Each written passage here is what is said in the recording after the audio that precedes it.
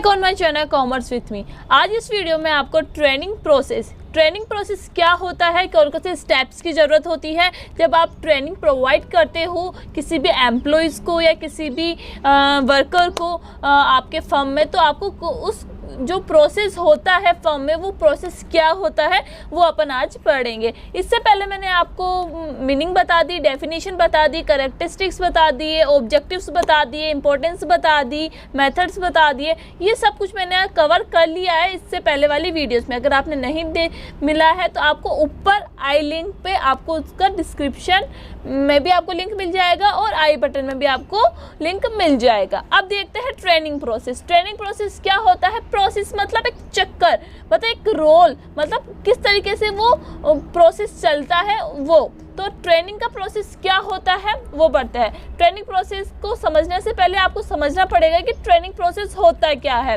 Training process comprises of a series of steps. अब देखो training process पे क्या होता है, बहुत सारे स्टेप्स होते हैं डेट नीड, जो हेल्प करते हैं, आवश्यकता होती है, नीड होती है उनकी, टू बी फॉलोड सिस्टमेटिकली, जिन्हें अपन फॉलो कर सके systematically, to have an efficient training programs. जो आपने ट्रेनिंग प्रोग्राम्स बनाए हैं उन्हें सिस्टमेटिकली फॉलो कर सके हम, और उसमें बहुत सारे स्टेप्स होते हैं, उस स्टेप्स को फॉलो करने के लिए क्या होता है, ट्रेनिंग प्रोसेस होता है। अब इसमें क्या होता है, 6 स्टेप्स होते हैं।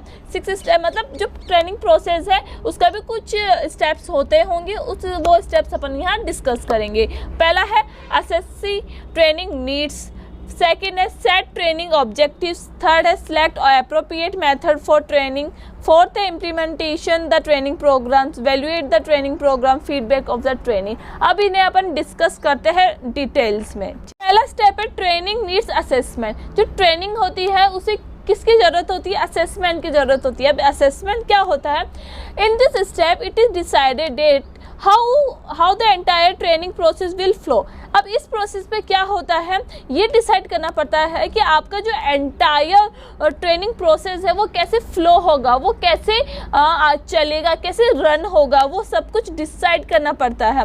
This assessment direct the whole training programs. अब इसमें क्या होता है, असेसमेंट में ये बताया जाता है कि जो आप ट्रेनिंग प्रोग्राम कर रहे हो वो क्या होगा, वो ट्रेनिंग प्रोग्राम व्हेन, कब होगा वो, वाई, क्यों कर रहे हो आप ट्रेनिंग प्रोग्राम की, और वेयर, कहाँ ट्रेनिंग प्रोग्राम होगी, कौन सी प्लेस पे होगी, एंड हु, कौन ट्रेनिंग प्रोवाइड करेगा ट्रेनीज को। ये सब कुछ पहले क्या करना पड़ता है, डिसाइड करना पड़ता है।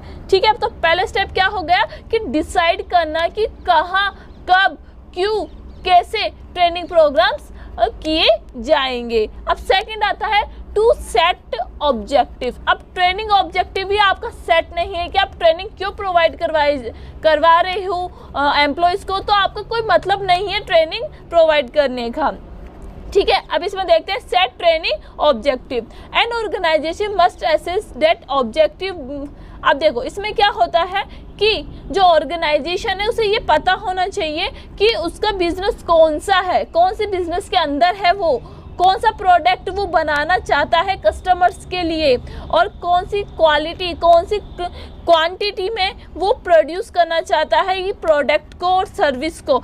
ऐसे क्वेश्चंस क्या करते हैं, स्किल्स, नॉलेज और एबिलिटीज़ को और पर्सनल एटीट्यूड्स को क्या करता है, इंक्रीज करता है। ये सब कुछ जानना एक एम्प्लॉयज़ को बहुत ज़रूरी है।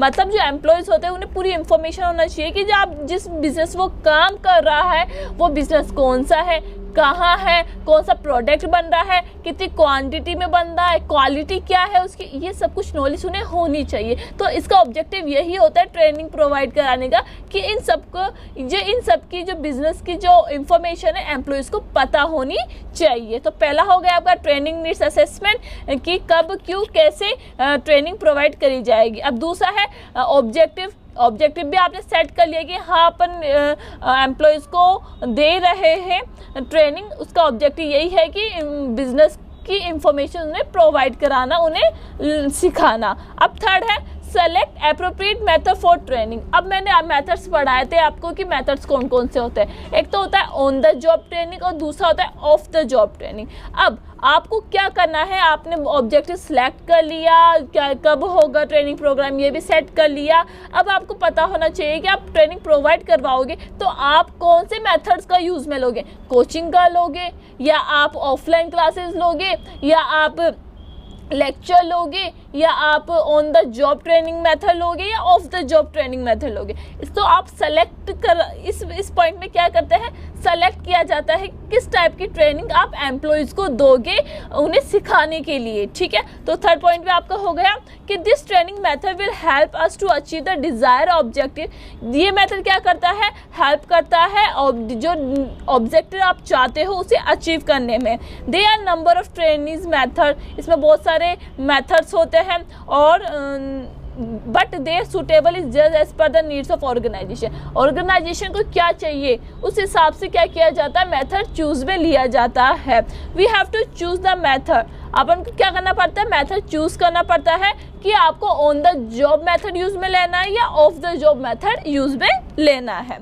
फोर्थ है इम्प्लीमेंटिंग द ट्रेनिंग प्रोग्राम। अब आपने डिसाइड कर लिया, मेथड भी चूज़ कर लिया और कौन कौन करेगा ये भी आपने पता कर लिया। अब आपको ये पता होना चाहिए कि वो ट्रेनिंग इम्प्लीमेंट कैसे किया जाएगा उन ट्रेनिंग प्रोग्राम को। ठीक है, arranging all the necessary resources. अब देखो इसमें क्या किया जाता है, जो रिसोर्सेज रिक्वायर्ड है एक ट्रेनर को ट्रेनिंग को प्रोवाइड करवाने के लिए, तो वो इसमें क्या किया जाता है, प्रोवाइड कराई जाती है। जैसे for implementing the training programs like venue कहाँ होगा, ट्रेनर्स कौन होगा, कि कौन सिखाएगा, कौन सीखेगा, ये सब कुछ आपको फोर्थ वाले मेथड में होता है, स्टेप 5 वैल्यूएटिंग ट्रेनिंग प्रोग्राम। इसमें क्या कहते हैं, वैल्यू किया जाता है कि हाँ जो जिस पर्पस के लिए क्या किया जा रहा है, ट्रेनिंग प्रोग्राम बनाई जा रही है, क्या वो ऑब्जेक्टिव अचीव हो भी रहा है या नहीं हो रहा है। उसे क्या करना है, कंपेयर करना है कि आपने जो सेट किया है और जो एक्चुअल में आया है वो उनका डिफरेंस कितना है, क्या क्या कमीज रह गई और क्या क्या आपको ज़रूरत है। ये सब कुछ आपका फिफ्थ पॉइंट में पढ़ते हैं। After all the efforts made by the organization के सारे एफर्ट्स लगाने के बाद ये एक टाइम आता है कि चेक करने का कि ये जो ट्रेनिंग प्रोग्राम प्रोवाइड कराई गई है एम्प्लॉयज़ को वो यूज़फुल है या नहीं है। वो सब कुछ फिफ्थ वाले पॉइंट में देखते हैं कि आप कंपेयर करते हैं कि लोगों को समझ में आया भी है या नहीं आया। कभी कभी क्या होता है, एम्प्लॉयज़ क्या करते हैं कि हाँ ये एक प्रोसेस है कि हर 6 महीने में ट्रेनिंग प्रोवाइड करवा रहे, तो एक ओनली ट्रेनिंग ही मजे के लिए ट्रेनिंग ले लेते हैं पर सीखते कुछ नहीं है। पर ऐसा नहीं होना चाहिए। तो ऑर्गेनाइजेशन क्या करता है कि वो देखता है कि लोगों को समझ में आया है नहीं आया, ये यूजफुल है या नहीं है। अब लास्ट है फीडबैक मतलब कि उसके बारे में पूछना एम्प्लॉयज़ को, क्या आपको समझ में आया, अगर आया तो आपको क्या समझ में आया, उनका टेस्ट लेना, उससे क्विज पूछना, क्विज जानते हो ना, क्वेश्चंस पूछना कि आपको ट्रेनिंग में जो ट्रेनिंग में सिखाया गया है क्या आपको वो समझ में आया, उससे रिलेटेड क्वेश्चंस पूछना, फीडबैक्स लेना, वो सब कुछ आपके 6 पॉइंट पे होता है। फाइनली ये feedback mechanism is created in order to identify the weak areas in the training program. Training program में क्या किया जाता है, जो वीक एरियाज होते हैं, जो वीक होते हैं जिस एरियाज में एम्प्लॉयज़, उनको वो आइडेंटिफाई करते हैं, उसे इम्प्रूव करने की कोशिश करते हैं, जिससे क्या हो सके जो फ्यूचर में जो भी जॉब निकले, जो भी काम करना हो एम्प्लॉयज़ को, वो काम कर सके, किसी की ज़रूरत नहीं पड़ सके। ठीक है, तो क्या तो so we can improve this area in the future में क्या कर सके, इम्प्रूव कर सके। For this purpose information relating to classrooms, trainers behaviour, उसमें क्या फीडबैक में ये क्या क्या पूछा जाता है कि आपकी क्लासरूम कैसी थी, आपके ट्रेनर्स का बिहेवियर अच्छा था या नहीं था, आपको समझ में आया नहीं आया, मटेरियल्स के बारे में बताना और सब कुछ के बारे में बताना। तो आई होप आपको ये वीडियो अच्छी लगी होगी। प्लीज़, बहुत मेहनत लगती है वीडियो बनाने में, एक लाइक करके ज़रूर जाना। Thank you for watching.